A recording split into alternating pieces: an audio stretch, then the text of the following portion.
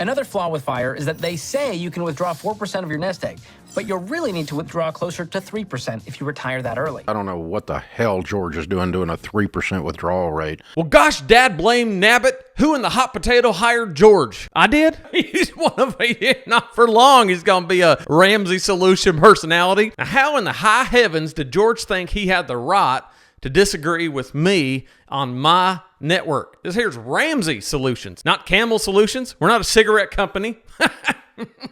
So you may or may not have seen, but a couple weeks ago, Dave Ramsey got a call from a guy named Jay. He wanted to know whether to follow the 4% withdrawal rate in retirement. Basically what that is that if you have a pile of money in your retirement account, you can safely withdraw 4%, generally speaking, and stay ahead of inflation, have your money continue to grow, ride the highs, endure the lows, and be fine in perpetuity.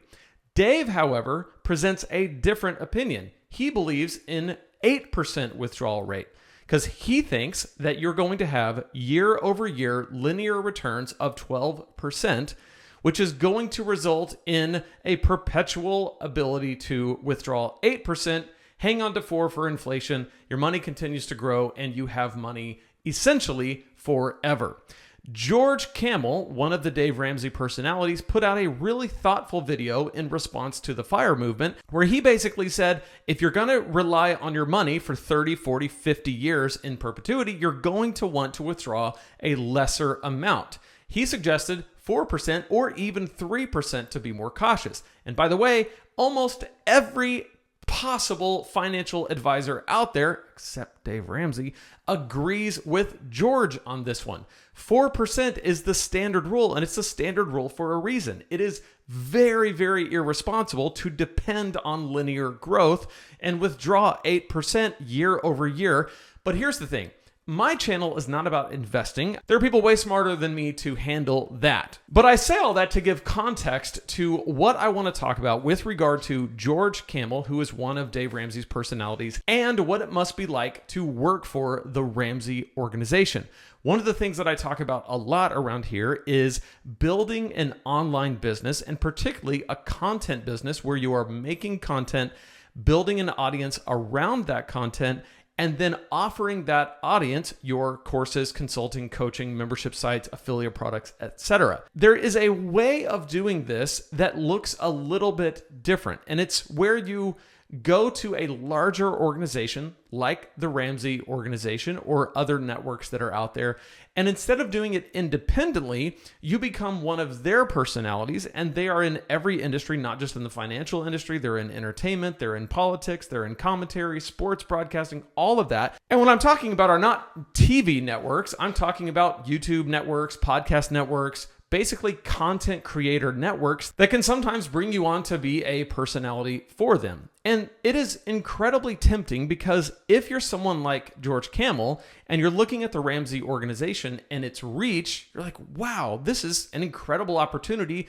to reach a massive audience, build a content business, get to work for Dave Ramsey, learn a ton about the industry. Isn't this amazing? Well, possibly, until something like this happens and you remember, oh yeah, this is just a job and I have a boss. And not only is it a job where I have a boss, but I have a platform where I basically can't say anything that disagrees with the core tenets of my boss and this organization. And that basically just feels to me like the shackles of a 9-to-5 dressed up in content creation.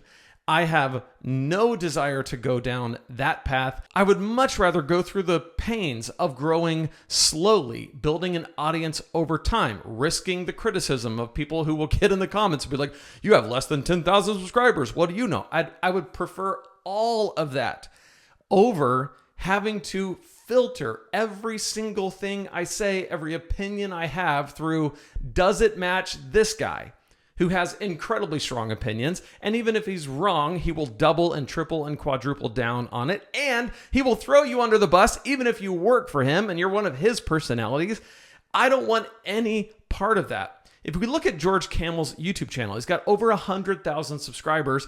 A lot of that might have to do with the fact that he's got the whole Ramsey brand behind him. That certainly doesn't hurt. But He is by himself a very talented content creator. He's a very talented presenter. His videos are really good.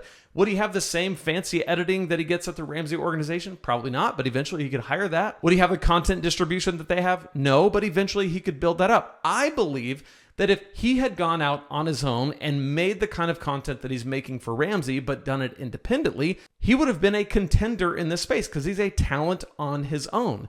But because he works for Ramsey, he is under the control of that organization. Not to mention getting thrown under the bus in the most public possible way by the leader of the organization live on air. What a job to have. So what is my point? Because it's highly unlikely that any of us are going to be asked to be personalities for Ramsey Solutions, nor would we want to. And it's highly unlikely that as you're building your online business and no one even knows who you are, that anybody's going to come ask you to be a personality. Here's the point that I'm trying to make. It is so glorious to leave your job and to be an independent actor, not have a boss, not have a schedule, not have anyone dictating the creative process that you take, the kind of content you make, the kind of courses you make, the kind of products you make. No one gets to tell you how to run your business. As long as it's legal and ethical and moral and all that stuff, that's for you to decide. The legal thing, someone else will decide that for you. But you have the freedom, and you left your job, or you're planning to leave your job to have this kind of freedom. And as someone who has been free of the constraints of a boss, a schedule, and a job for 3 years now, I can tell you, never, ever give that freedom up. If you find yourself in an opportunity where you can grow your business faster, or you can jump onto someone else's thing and all you have to give up is your autonomy and your freedom and your control, don't do it. Grow your business the way you want to grow your business. I can show you a great model that you can apply to your niche and you can make it work for you. If you want to see that, go to lanesebring.com/super simple and you can pick up a guide that I put together that shows you how to build this type of business. And you don't need somebody like Dave Ramsey. You don't need to jump onto a network. You can do it on your own. You can have the freedom. You can have the autonomy, and you can build a business that, yes, will grow slower than if you had some massive network behind it, but it will be yours. And my online business with a relatively tiny reach, less than 10,000 subscribers here on YouTube, is a multiple six-figure business and is growing exponentially every year. So you don't need anyone telling you what to do. You might just need someone to tell you how to do what you already want to do, and that's where I can step in. Go to lanesebring.com/super simple. I'll help you there. And if you're interested to see how this type of business comes together, I put together a video that shows you in 3 simple steps. It's right here. Click right there, and I will show you exactly how to do it.